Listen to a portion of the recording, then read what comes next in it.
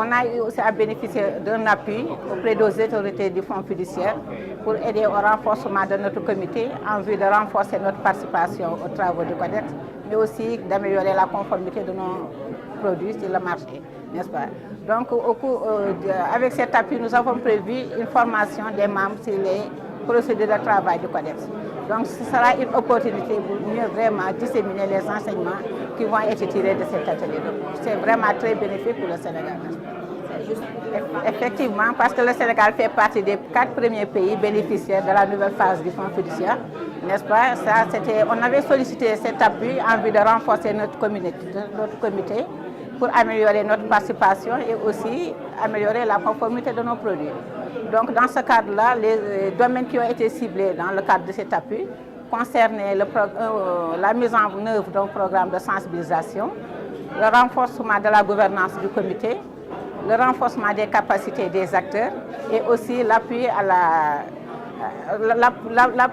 la révision de notre réglementation par une meilleure application des normes Codex au niveau national. Donc actuellement, on a commencé la première phase. On a eu à tenir un forum de sensibilisation avec vraiment l'implication des autorités sur l'importance du Codex. Et après ce forum, les autorités se sont engagées vraiment à mieux soutenir le Codex et ça, c'était l'objectif principal qui était visé, n'est-ce pas? Il y a aussi une journée de vulgarisation des normes Codex à l'endroit des parties prenantes quand même, ce qui a permis une meilleure connaissance des normes, leur importance, et les parties prenantes, surtout le secteur privé, s'est engagé vraiment à une meilleure application de ces normes au niveau de ces produits, ce qui va améliorer la qualité des produits qui sont mis sur le marché. C'est bien parti. Maintenant, on a fait une première année vraiment les actions ont été bien menées. Maintenant, la deuxième année, on va se focaliser davantage sur vraiment l'application des normes, vraiment au niveau national. On a eu à sélectionner des normes prioritaires, vraiment, qui ont été présentées et approuvées par les parties prenantes. Maintenant, on est en train de voir les modalités d'application de ces normes au niveau national. En fait, il faut dire que le premier objectif, c'était vraiment la sensibilisation des autorités, vraiment sur l'importance du Codex et les amener vraiment à mieux soutenir financièrement le Codex. Donc, on peut dire que par rapport à ça, l'objectif a été atteint parce que les autorités ont été sensibilisées au plus haut niveau, même les autorités au niveau de la présidence, et se sont engagées à inscrire des lignes budgétaires. Donc, par rapport à ça, le premier objectif a été atteint. L'autre objectif, c'était la vulgarisation des normes, n'est-ce pas?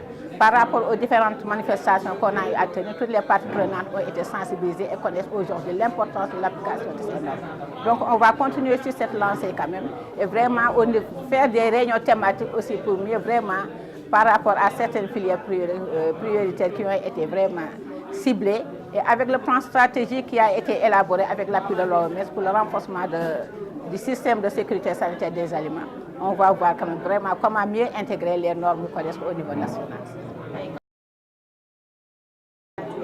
Le projet a démarré en 2017 pour une durée de 3 ans. Et vraiment, on espère qu'à terme, ce projet va vraiment servir à améliorer la qualité de nos produits sur le marché. Il faut dire aussi que même au niveau de la CEDEAO, il y a des initiatives qui ont été entreprises vraiment pour aider d'autres pays à améliorer leur dossier de candidature. Et nous espérons aussi que d'autres pays africains vont bénéficier de ce fonds fiduciaire qui va aider vraiment à l'amélioration de leur participation au travail du Codex.